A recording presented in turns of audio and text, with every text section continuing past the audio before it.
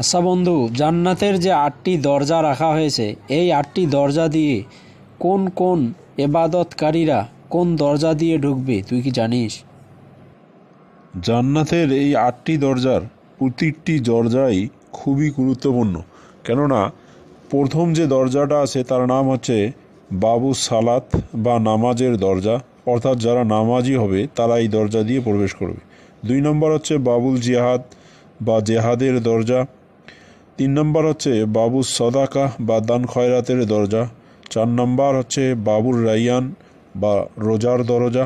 5 নম্বর হচ্ছে বাবুল হজ বা হজের দরজা। 6 নম্বর আরেকটি দরজা হবে তাদের যারা নিজেদের ক্রোধ দমিয়ে রেখেছে।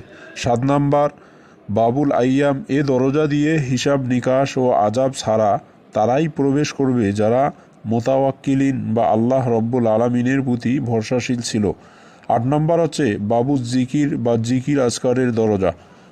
আর জান্নাতের দরজাগুলোর মধ্যে 2টি দরজার মাঝে 40 বছরের দূরত্ব হবে।